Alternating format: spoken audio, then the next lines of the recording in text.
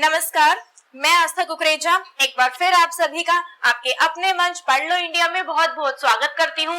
बच्चों, हम लोग हमारे 12वीं कक्षा की हमारी दो पुस्तकें जो है अंतरा और अंतराल, इन दोनों को हम खत्म कर चुके हैं। आज हम लोग हमारी जो हिंदी की पाठ्य पुस्तक है, तीसरी पाठ्य पुस्तक जिसका नाम रहेगा अभिव्यक्ति और माध्यम, हम उसको शुरू करने जा रहे हैं। बच्चों, इस पुस्तक को शुरू करने का मकसद है कि बच्चों को अभिव्यक्ति किस प्रकार की जाती है, बातचीत किस प्रकार की जाती है और किन किन माध्यमों के किसकी मदद से की जाती है, उन सब चीजों के बारे में जो है बच्चों को बताया जाए। वास्तव में इसलिए शुरू की गई है और आपकी परीक्षा में इस पुस्तक में से भी आपसे प्रश्न पूछे जाते हैं। जब आप अपनी परीक्षा में जाएंगे तो आपको शुरू में ही कहीं पर इसके प्रश्न जो है वो देखने को मिल जाएंगे, तो हमें इनको भी बहुत अच्छे से तैयार करना है। और आज हम अपनी अभिव्यक्ति और माध्यम का जो पहला अध्याय है हम वो पढ़ने जा रहे हैं। तो पहले एक बार हम उसका नाम देख लेते हैं और उसके बाद हम इसको शुरू करते हैं।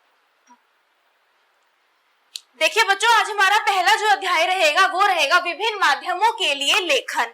सबसे पहला जो हमारा अध्याय है वो ये है। अब इसमें है, देखिए हमने अभी तक जो है अपनी जब हम 11वीं कक्षा से आए थे तो हमने 11वीं कक्षा में भी जो अभिव्यक्ति और माध्यम की पुस्तक ली थी, उसमें भी जो वो पुस्तक थी हमारी एनसीईआरटी की, उसमें भी सारे के सारे अध्याय थे। उसमें 11वीं और 12वीं दोनों के ही जो अध्याय है वो शामिल थे।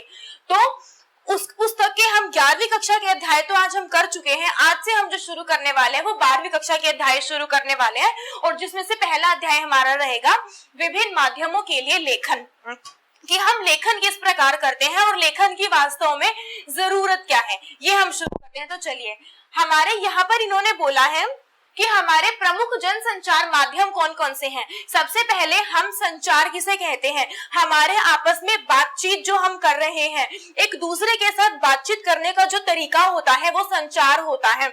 मैं इस वक्त बोल रही हूँ, आप लोग मुझे इस वक्त सुन रहे हैं और आप लोग इस वक्त मुझे सुनने के बाद कोई प्रतिक्रिया भी व्यक्त करना चाह रहे होंगे। आप उस प्रतिक्रिया को जो व्यक्त करना चाह रहे हैं और जो मैं बोल रही हूँ, ये सब कुछ एक संचार के माध्यम से संपन्न हो रहा है। तो जनसंचार का मतलब होता है लोगों के बीच हुआ संचार, ठीक है। तो प्रमुख जनसंचार के माध्यम कौन कौन से हो सकते हैं। अब यहाँ पर जनसंचार, अगर हमें मान लीजिए ये तो आप और मैं हैं कि हम बातचीत कर रहे हैं, या अगर हमें अपने दोस्त से बात करनी हो तो हम उससे बात कर लेते हैं, हमें अगर अपने अध्यापक से बात करनी हो तो हम उनसे कक्षा में बात कर लेते हैं।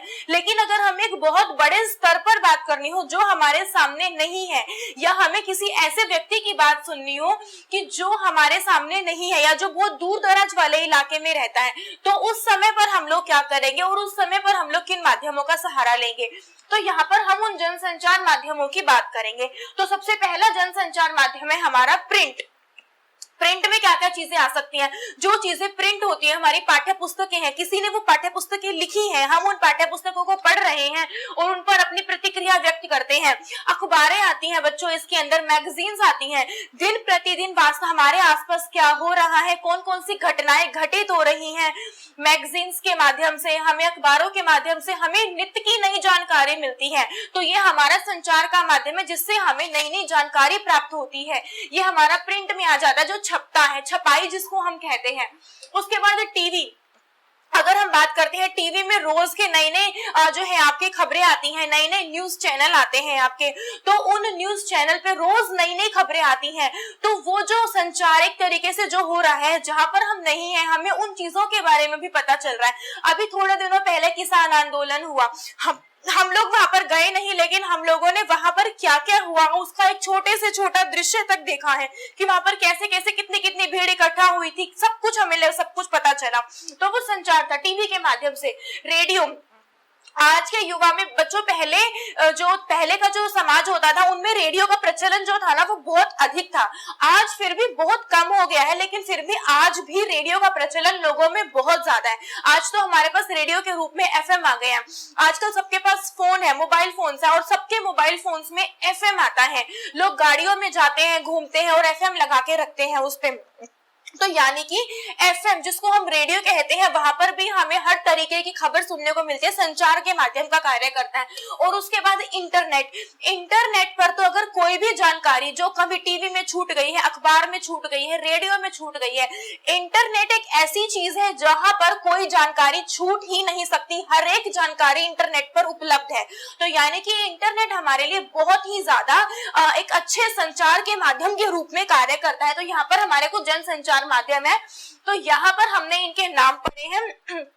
अब हम जनसंचार के विभिन्न माध्यमों के लिए कुछ खूबियां भी होती हैं और कुछ कमियां भी होती हैं। देखिए, अगर इस संसार में कोई भी चीज बनी है तो हर चीज की अपनी एक खूबी भी है और अपनी एक कमी भी है। अब यहाँ पर हम इन चीजों में क्या क्या खूबियां हैं और क्या क्या कमियां हैं, एक बार हम उनके ऊपर बात करेंगे। प्रिंट माध्यम, सबसे पहले हम जानेंगे प्रिंट माध्यम के बारे में। प्रिंट मुद्रित, जिस पर छपाई होती है, उस माध्यम में लेखन के लिए ध्यान रखने योग्य बातें। देखिए, जब हम प्रिंट करते हैं तो हमें क्या क्या बातों का ध्यान रखना होता है, हमें पहले ये चीज देखनी होगी। जो छपाई है, सबसे पहले वो बिल्कुल ऐसे साफ शब्दों में लिखी हो, उसका जो फॉन्ट है उसका साइज बिल्कुल बराबर होना चाहिए। ये नहीं होना चाहिए कि आपने अगर अखबार में कुछ छापना शुरू किया है तो एक पेज पे आपने जो फॉन्ट है वो बहुत बड़ा कर दिया और एक पे आपने जो फॉन्ट है वो बहुत छोटा कर दिया। हाँ, आप ऐसे कर सकते हैं कि जो आपकी हेडिंग्स है, आप उन हेडिंग्स का फॉन्ट बड़ा कर सकते हैं, फिर जो आपकी सब हेडिंग्स है उनका जो फॉन्ट है आप अपनी हेडिंग से थोड़ा सा छोटा कर सकते हैं, और जो आपकी विषय वस्तु रहेगी, जिसको आप अपना मेन कंटेंट बोलेंगे या जो आप बॉडी बोलेंगे, जिसको उसका कंटेंट आप छोटा कर सकते हैं। लेकिन आपको ये बात का ध्यान रखना है कि जितनी भी आप उसमें हेडिंग इस्तेमाल करें वो हेडिंग सबका साइज सेम हो, जो सब हेडिंग्स है, उप विषय जो है, उन सबका जो साइज है वो सेम हो, और जो आपकी बॉडी है उन सबका साइज सेम हो। तो आपको इन चीजों का ध्यान रखना है, आपको उल्टा पुल्टा नहीं करना है। दूसरा, आपको जो है शब्दावली जिसका आप प्रयोग कर रहे हैं वो शब्दावली बिल्कुल सही होनी चाहिए। ऐसा नहीं होना चाहिए कि उसके अंदर बहुत सारी त्रुटियां देखने को मिल रही है या बिल्कुल गलत छपाई आप कर रहे हैं। इससे जो पढ़ने वाला है उसके ऊपर गलत असर पड़ता है या वो उससे भ्रमित हो सकता है। तो हमें इन चीजों का ध्यान रखना होता है। उसके बाद रेडियो, अब वो कह रहा है कि रेडियो समाचार की संरचना और उसके लिए कुछ बुनियादी जो बातें होती है वो क्या। रेडियो में जब हम सुनते हैं रेडियो को तो उसके लिए हमें पता चलता है, देखिए हम इन सब चीजों के बारे में आगे पढ़ेंगे, और टेलीविजन की, हम इसमें टीवी खबरों के विभिन्न चरण। हाँ, अब हम यहाँ पर जानेंगे रेडियो की संरचना और रेडियो के लिए समाचार लेखन संबंधी कुछ बुनियादी बातें। अब जब रेडियो में जब हम कोई समाचार सुनते हैं तो उसमें हमें ये चीज पता चलती है कि वहां पर, क्योंकि हमें उस चीज का ध्यान रखना है कि रेडियो सिर्फ सुनने के लिए है, सामने वाला उस चीज को देख नहीं सकता। क्योंकि जब हम बात करते हैं प्रिंट मीडिया की तो उसमें हमने साथ में, अगर हमने कोई खबर छापी है तो उसके साथ में हम उसके कुछ चित्र भी लगा देते हैं, जिसको हम कार्टून में लगाते हैं। अगर हम टीवी देखते हैं तो उसमें भी हमारे सामने सामने हर एक चीज होती है और हम उन चीजों को सामने से देख भी रहे होते हैं और हम सुन भी रहे होते हैं। लेकिन हमें रेडियो में ये सुविधा नहीं होती है, उसमें सिर्फ श्रव्य सामग्री होती है वो। तो हमें इस बात का ध्यान रखना होता है कि जो चीज हम बोल रहे हैं, एक तो वो बहुत ही सरल भाषा में हो कि जो भी समुदाय उसको सुन रहा है वो सब कुछ उसका समझ पाए, क्योंकि हमें ऐसे में भाषा का बहुत ध्यान रखना जरूरी होता है कि कोई भी वर्ग उसे सुने, उन सभी वर्गों को वो चीज समझ में आए, और ज्यादा क्लिष्ट शब्दों का इस्तेमाल नहीं करना होता। सरल शब्दों में हमें जो अपनी बात है वो लोगों तक पहुंचानी होती है। ठीक है, उसके बाद हम आगे आएंगे टेलीविजन। टेलीविजन खबरों के विभिन्न चरण की अगर हम बात करते हैं तो यहाँ पर क्या होगा, देखिए टेलीविजन हमारे पास एक ऐसी सामग्री है जो दृश्य और श्रव्य दोनों प्रकार की सामग्री है। तो हमें ऐसी सामग्री को और भी ज्यादा इनोवेटिव बनाना होता है।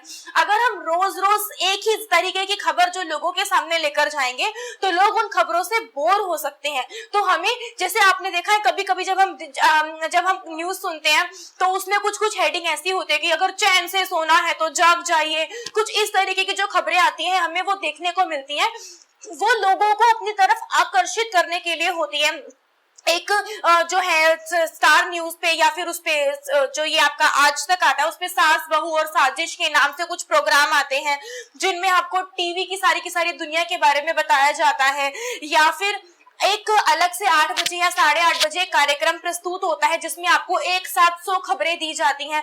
तो इस तरीके से हमें टीवी पर दिखाने के लिए, ताकि लोगों को उसमें मनोरंजन बना रहे, लोगों का आकर्षण बना रहे उधर, वो ज्यादा उन खबरों से बिल्कुल बोर ना हो जाए। और आजकल तो वो सो सोरी वाली भी एक एड चल रही है, जिस एड में बिल्कुल कार्टून फॉर्म में राजनीति सत्ता को दिखाया जाता है, उनके ऊपर जो है एक अब वो क्या बोलते हैं, व्यंग्य किया जाता है कि भाई ये इस तरीके से हो रहा है, ये इस तरीके से, मतलब बहुत एक लोगों को अपनी तरफ आकर्षित करने के लिए नए नए कार्टून एनिमेशंस डाले जाते हैं उसमें, ताकि लोगों का वहां पर झुकाव बढ़े। तो हमें इन चीजों का ध्यान रखना पड़ता है कि जो टीवी में जो खबरें प्रसारित हो रही हैं वो लोगों के जो है हम कुछ इतना ज्यादा ना दिखा दे कि लोग उसको देखकर डर जाएं। अगर कोई डेथ न्यूज है तो हम उसमें वो मतलब टीवी चैनल वाले बिल्कुल एकदम से उनका चेहरा नहीं दिखा सकते, क्योंकि उनका चेहरा देखने से सामने वाला उस चीज को देखकर डर भी सकता है। तो हर छोटी से छोटी चीजों का ध्यान रखकर हमें जो है लोगों के सामने खबरें प्रस्तुत करनी होती हैं। उसके बाद है रेडियो और टेलीविजन समाचार की भाषा शैली। उसके बारे में हम बात कर चुके हैं कि अगर हम रेडियो की भाषा की बात करते हैं तो कलिष्ठ शब्द नहीं होने चाहिए, सरल शब्द होने चाहिए। और जो टेलीविजन की भाषा है वो भी इतनी ज्यादा कलिष्ठ नहीं होनी चाहिए, क्योंकि टेलीविजन को हर एक वर्ग सुनता है तो वो हर वर्ग के अनुकूल होनी चाहिए। अब है इंटरनेट पे अगर आप देखें तो संचार के रूप में इंटरनेट पत्रकारिता जो है वो प्रकाशित हो रही है, इंटरनेट पत्रकारिता जो है वो हो रही है। उसके बाद इंटरनेट पत्रकारिता का इतिहास, उसके बाद हम भारत में इंटरनेट पत्रकारिता, हम इस अध्याय में ये सब चीजें जानेंगे। और उसके बाद हिंदी नेट संसार, हमारे यहाँ पर जो हिंदी में जो नेट संसार आया है, हम यहाँ पे जो है अपने इस अध्याय में जाके हम इन सब चीजों के बारे में बहुत अच्छे से पढ़ने वाले हैं। तो चलिए, ये हमारे अध्याय का छोटा सा संक्षिप्त परिचय था। अब एक बार हम इस अध्याय पर बात करते हैं।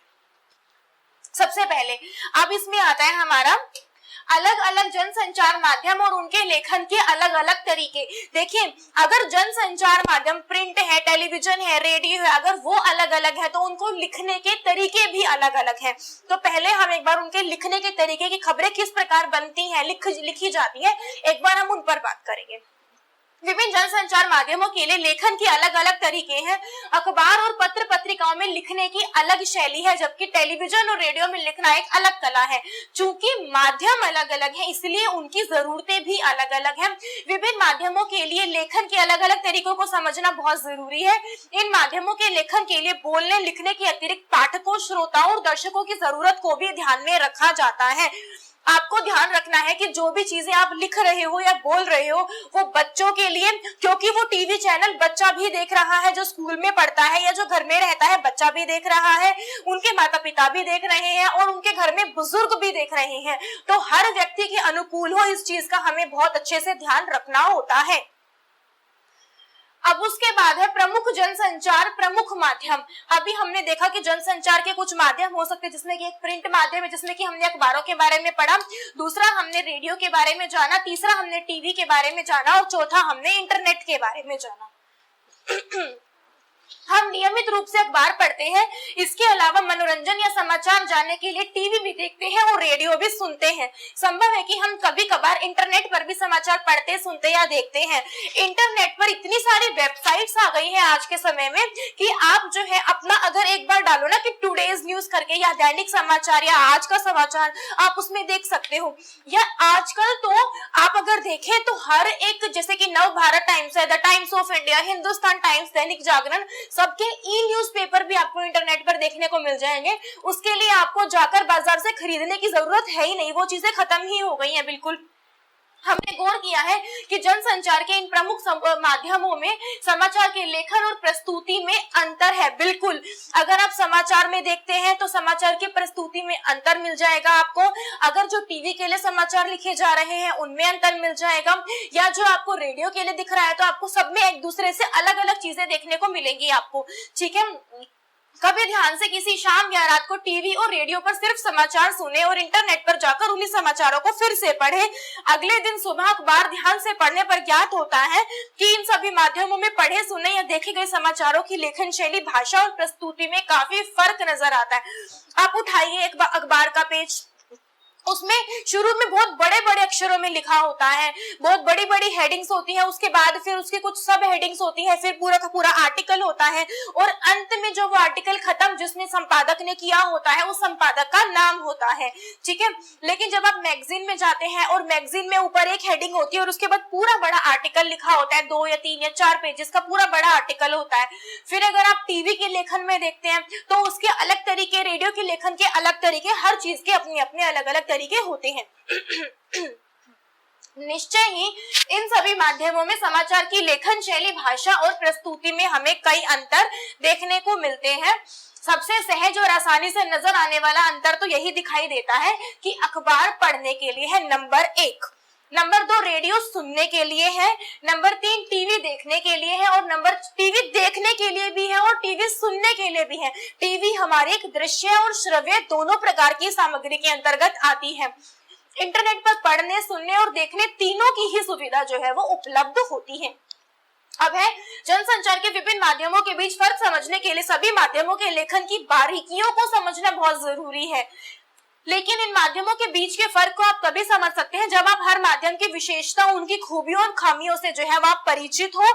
हर माध्यम की अपनी कुछ खूबियां हैं तो कुछ खामियां भी हैं। खबर लिखते समय हमें इनका पूरा ध्यान रखना पड़ता है और इन माध्यमों की जरूरत को समझना जो है वो पड़ता है। अब उसके बाद है जनसंचार के विभिन्न माध्यमों की खूबियां और कमियां। चलिए देखते हैं। जनसंचार के विभिन्न माध्यमों से हमारा रोज कम या ज्यादा वास्ता जो है वो अक्सर पड़ता है।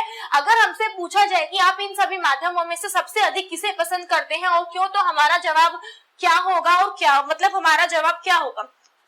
अगर कोई मुझसे पूछे तो सबसे आसान तरीका अखबार है। उसमें जो खबरें आती हैं उसको इतना लंबा लंबा पढ़ना पड़ता है, क्योंकि जिसकी रीडिंग हैबिट्स अच्छी होती है उसके लिए ये चीज बहुत अच्छी है। लेकिन जिसकी रीडिंग हैबिट्स अच्छी नहीं है तो वो अखबार पढ़ना पसंद नहीं करेगा। वो ये सोचेगा कि जल्दी जल्दी में से बस कुछ खबर ऐसी आ जाए जो जरूरत की भी खबर हो, पढ़ भी ले, जानकारी भी मिल जाए और इतना लंबा भी ना पढ़ना पड़े। रेडियो में हमें उन चीजों को सुनने को मिलता है, टीवी में हमें वो चीजें देखने को मिलती हैं। इंटरनेट एक ऐसी चीज है जहां पर हम अपनी सुविधा अनुसार किसी भी खबर को छोटे से छोटे और बड़े से बड़े रूप में पढ़ सकते हैं या उसको हम देख भी सकते हैं। वो वहां पर हमारी सुविधाओं के ऊपर डिपेंड करता है। वहां पर हमारे पास हर एक खबर जो है सब्जेक्टिव फॉर्म में, यानी कि ये जो होता है हमारा वस्तुनिष्ठ तरीके से भी हमारी उपलब्ध होती है वहां पर हमारी, और सामान्य तरीके से भी उपलब्ध होती है। तो यहाँ पर इंटरनेट अगर यहाँ पर मुझसे अगर पूछा जाए तो मैं इंटरनेट का प्रेफर करूंगी कि मुझे इंटरनेट से जो है खबरें पढ़ना बहुत पसंद है। अब हमें हर किसी की अपनी अपनी पसंद होती है। आप लोगों को समाचार पढ़ना भी पसंद हो सकता है क्योंकि अगर आपकी रीडिंग हैबिट्स अच्छी है। आप लोगों को टीवी में भी सुनना पसंद हो सकता है या आप लोगों को रेडियो में भी चलते फिरते, अगर आपके पास टाइम नहीं होता है तो आप रेडियो में चलते फिरते एफएम लगाकर भी आप उन चीजों को सुन सकते हैं। हमें अपनी सुविधा अनुसार जैसे भी चीजों का चुनाव करना होता है हम उसको कर सकते हैं।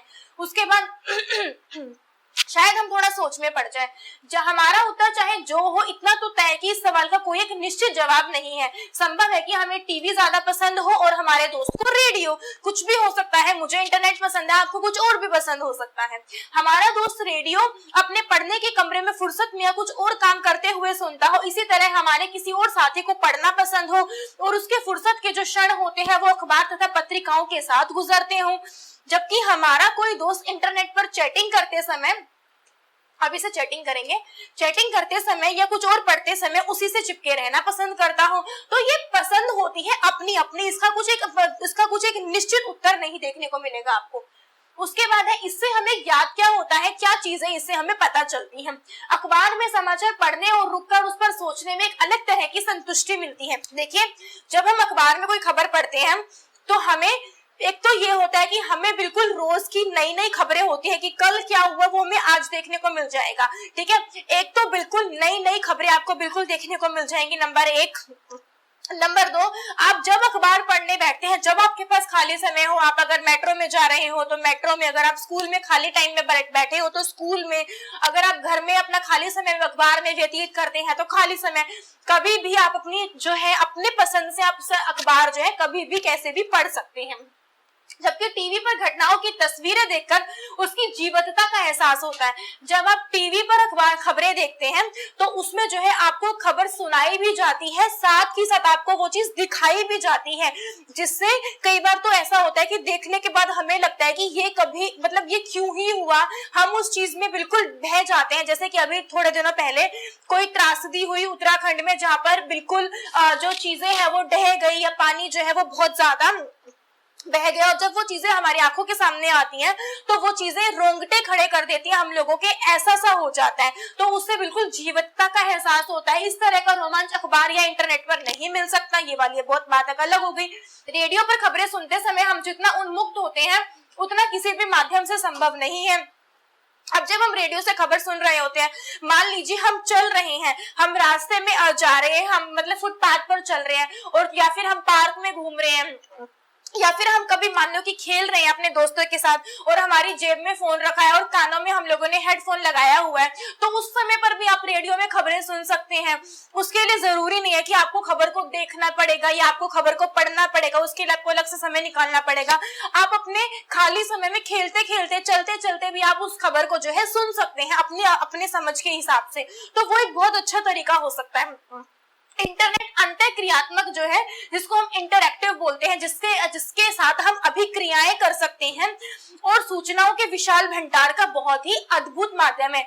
अखबार है आपकी, आज आई है, उसके बाद कल की जो अखबार आपने पढ़ी है वो आज है, लेकिन जो वो अखबार है वो हम उसको हमेशा संभाल कर नहीं रख सकते। मान लीजिए कि अगर आपको आज से एक हफ्ते पहले की कोई खबर पढ़नी हो, तो उसके लिए अगर आप अखबार ढूंढने बैठेंगे, कुछ चीज कई बार हमारे घरों में अखबारें इस्तेमाल हो जाती है किसी किसी काम में, हम उनको फाड़ देते हैं। घर में कोई छोटा बच्चा हो तो उसको फाड़ देता है, या हम उसको कई बार रद्दी में भी डाल देते हैं। तो अखबार अगर आपको कभी एक साल की या एक हफ्ते पहले की भी खबर देखनी हो तो अखबार से वो चीजें संभव नहीं हो पाती। इसके लिए इंटरनेट बहुत ही उत्तम माध्यम है कि अगर आपको कितनी भी पुरानी से पुरानी कोई भी खबर अगर आपको आज जाननी है, कहीं की भी खबर आपको जाननी है, तो आप उसके लिए इंटरनेट का सहारा ले सकते हैं। बस एक बटन दबाते ही हमें सूचनाओं के अथाह संसार में पहुंच जाते हैं। जिस किसी भी विषय पर हम जानना चाहते हैं, इंटरनेट के जरिए हम लोग वहां पर पहुंच सकते हैं।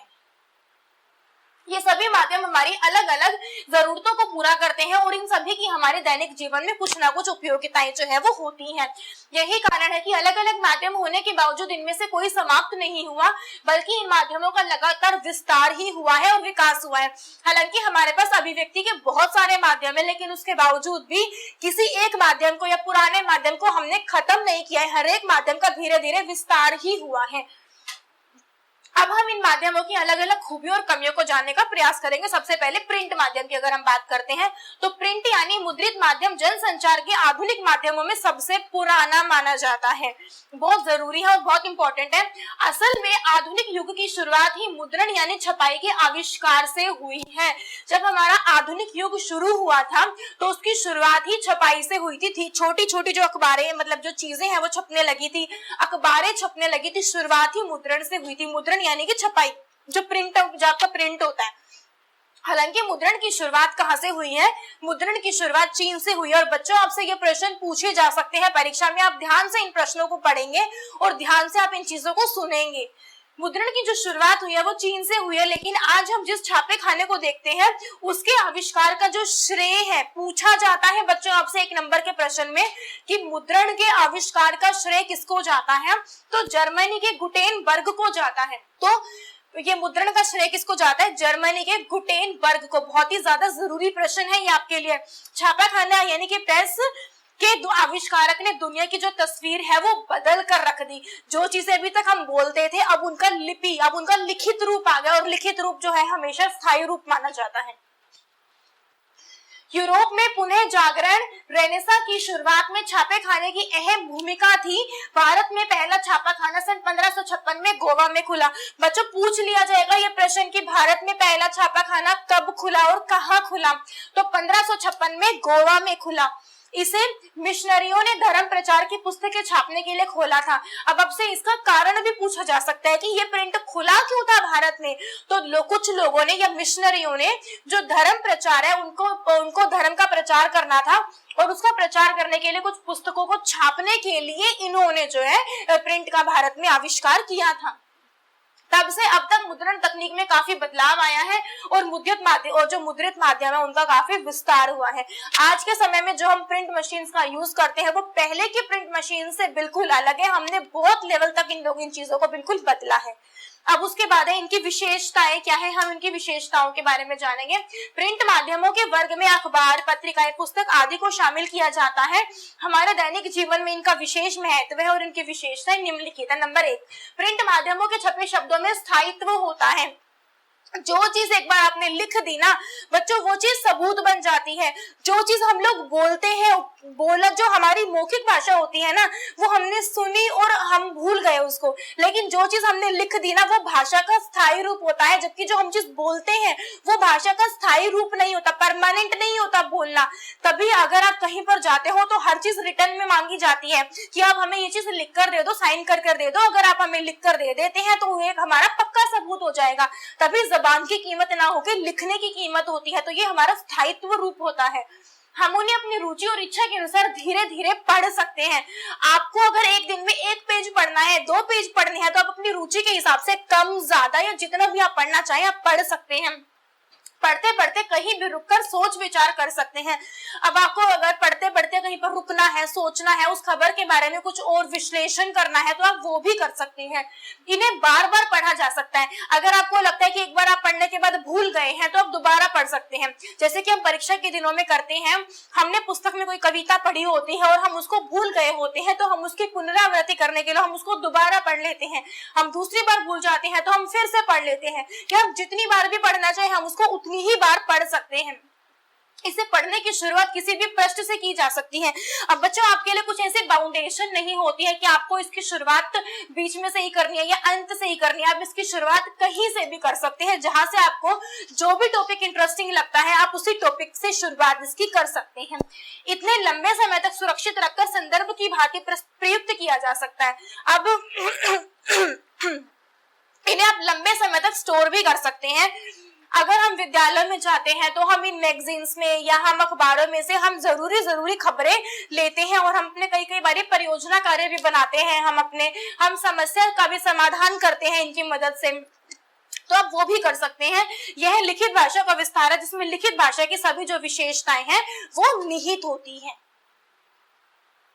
लिखित और मौखिक भाषा में सबसे बड़ा अंतर यह है कि लिखित भाषा अनुशासन की मांग करती है। हम जब बोलते हैं तो हम कुछ भी बोल सकते हैं। हम बोलते समय भाषा में गलती भी करते हैं, हम व्याकरण में भी गलती करते हैं, लेकिन लिखते समय ऐसा संभव नहीं होता।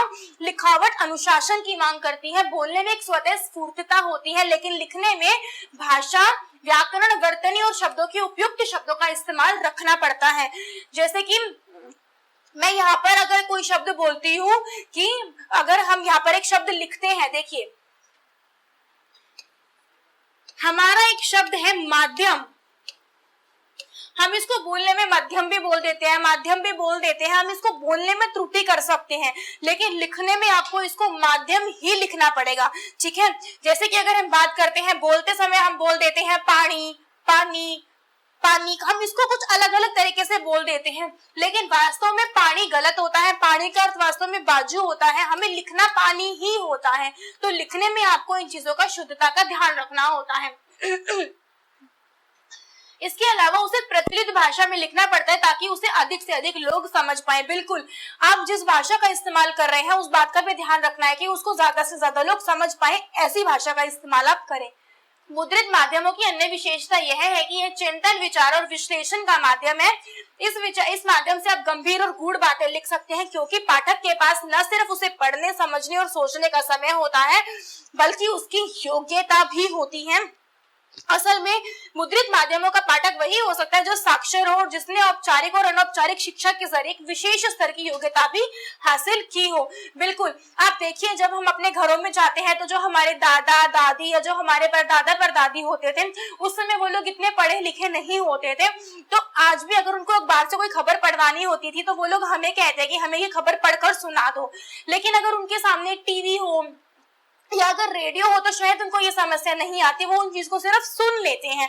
तो लिखी हुई चीजों के लिए आपका साक्षर होना भी बहुत जरूरी है, तभी आप उस चीज को पढ़ पाओगे।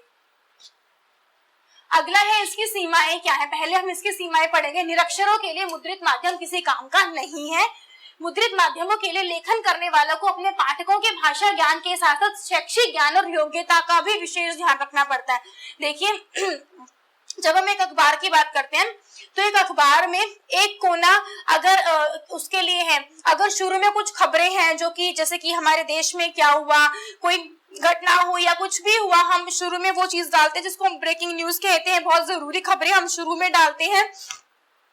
बीच में हम लोग धार्मिक खबर भी डाल देते हैं कि कोई धार्मिक स्टोरी डाल दिया, कुछ आजकल मतलब राशियां भी शुरू से उसमें चलती है, एक अलग से कोना राशि के लिए भी होता है।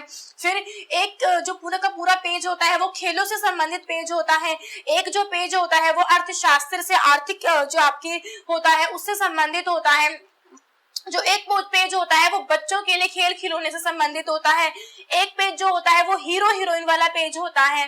तो जब अखबार में हर पाठक के योग्यता और हर पाठक की रुचि को ध्यान में रखते हुए हर तरीके की खबर जो है वो दी जाती है, ताकि कोई भी पाठक अगर अखबार को पढ़ना चाहे, देखना चाहे, तो अगर उसको सिर्फ अपनी रुचि की खबर पढ़नी है तो वो पढ़ सकता है। जरूरी नहीं है कि उसको पूरी की पूरी अखबार ही पढ़नी है। जिसको धार्मिक चीजों में रुचि है वो सिर्फ धार्मिक पढ़े, जिसको बच्चों की रुचि है वो सिर्फ बच्चों वाले खेल पढ़े, जिसको खेल में रुचि है वो सिर्फ खेल पढ़े। तो हर तरीके की खबर आप अपने हिसाब से पढ़ सकते हैं। पाठकों की रुचि और जरूरतों का भी जो ध्यान है वो रखा जाता है। ये रेडियो, टीवी या इंटरनेट की तरह तुरंत घटी घटनाओं को संचालित नहीं कर सकते। ये एक निश्चित अवधि पर प्रकाशित होते हैं और अखबार 24 घंटे में एक बार या साप्ताहिक पत्रिका सप्ताह में एक बार प्रकाशित होती है। देखिए टीवी पर, रेडियो पर फिर भी चीजें रिपीट आती रहती हैं, लेकिन अखबार जो होती है वो रोज अपनी अलग अलग प्रकाशित होती है, रोज नहीं आती है। और जो पत्रिका होती है वो या तो साप्ताहिक होती है या वो मासिक होती है, महीने में एक बार या सप्ताह में एक बार आती है। तो ये चीजें होती हैं। अखबार या पत्रिका में समाचारों या रिपोर्ट को प्रकाशन के लिए स्वीकार करने की एक निश्चित समय सीमा होती है। इसीलिए मुद्रित माध्यमों के लेखकों और पत्रकारों को प्रकाशन की समय सीमा का पूरा ध्यान रखना होता है। आप उसकी समय सीमा को क्रॉस नहीं कर सकते। अब इसके लिए कुछ ध्यान देने योग्य बातें कि मुद्रित माध्यमों में लेखक को जगह जो है स्पेस का ध्यान रखना। आप ये नहीं कि आप कैसे भी कुछ भी लिख सकते हो, आपको स्पेस का ध्यान रखना जरूरी होता है। जैसे किसी अखबार या पत्रिका के संपादन ने अगर 250 शब्दों में रिपोर्ट या फीचर लिखने को कहा है तो उस शब्द सीमा का ध्यान रखना पड़ेगा, नहीं तो वो असीमित हो जाएगा और पाठक के लिए वो चीज बोरिंग हो जाएगी। मुद्रित माध्यम के लेखक या पत्रकार को इस बात का ध्यान रखना चाहिए कि छपने से पहले आलेख में मौजूद सभी गलतियों और अशुद्धियों को दूर कर दिया जाए। बहुत जरूरी है। आप गलत खबर नहीं छाप सकते या आप गलत व्याकरण नहीं छाप सकते क्योंकि एक बार प्रकाशन के बाद वह गलती या अशुद्धि वही चिपक जाएगी और उसे सुधारने के लिए अखबार या पत्रिका के अगले अंक का इंतजार जो है वो करना पड़ेगा। भाषा सरल, सहज हो और बोध गम्य हो, जो समझ में आए, और शैली जो है वो रोचक होनी चाहिए। अब इसके कुछ उदाहरण है। एक आया था नेपोलियन बोनापार्ट का जहाज और ऑस्ट्रेलिया में मिला, कि कैनरा एजेंसी नेपोलियन बोनापार्ट का जहाज ऑस्ट्रेलिया में मिला। ही कोई खबर आई थी बेटा किसी समय पहले की, तो वो खबर जो है हमने यहाँ पर उदाहरण के रूप में आपके सामने प्रस्तुत की है कि अखबार में कोई खबर किस तरीके से आ जाती है। तो एक नेपोलियन बोनापार्ट का जहाज आया था जो कि ऑस्ट्रेलिया में मिला था, तो ये उसकी खबर आई थी। उन्होंने अपने निर्वासन के दौरान फ्रांस में दोबारा प्रवेश करने के लिए कहा था और ऑस्ट्रेलियाई फिल्मकार और टूटे जहाज के खोजकर्ता बेन क्रॉप का दावा है कि उत्तरी क्वींसलैंड से दूर गहरे पानी में स्विफ्ट योर जहाज जो है वो मिला था। इस जहाज से संबंधित खबर है। ऐसी फर्जती दिल्ली शिक्षा बोर्ड का खेल कि दिल्ली में जो है किस प्रकार शिक्षा बोर्ड खेल खेल रही है। नई दिल्ली पहले यहाँ पे स्थान का नाम आया, उसके बाद फिर है विशेष संवाददाता। देखिए यहाँ पर ये लिखा आया, ये बहुत जरूरी है। दिल्ली सरकार के पूर्व कानून मंत्री जितेंद्र सिंह तोमर, ये पहले की खबर है, असली कॉलेज की फर्जी डिग्री मामले में फंसे हैं, मगर दिल्ली में तो पूरा बोर्ड ही फर्जी चल रहा है। देखिए उन्होंने दिल्ली की शिक्षा बोर्ड को फर्जी घोषित किया है। यहाँ पर इससे बिना परीक्षा 10वीं और 12वीं कक्षा पास करने का खेल होता है। दिल्ली शिक्षा निदेशालय इस पर कार्यवाही की तैयारी में है। ये कुछ खबरें आई थी मुद्रित माध्यम में जिनको इस तरीके से प्रकाशित किया गया था। तो बच्चों आज हम लोग सिर्फ इतना ही पढ़ेंगे। हमने हमारे मुद्रित माध्यम के बारे में बात की। हम अपना जो बाकी का अध्याय है वो हम अपना कल पढ़ेंगे। उम्मीद करती हूँ जितना हमने आज पढ़ा है वो आपको समझ आया होगा। आज हमने थोड़ा सा इसका परिचयात्मक पाठ पढ़ा है। कल हम अपना कोशिश करेंगे कि अपने जितने भी माध्यम है हम उनको पूरा कर पाए। तो इसी के साथ बच्चों मैं आज की कक्षा से यहाँ पर समाप्त करती हूँ। जुड़े रहिए पढ़ लो इंडिया मंच के साथ। धन्यवाद।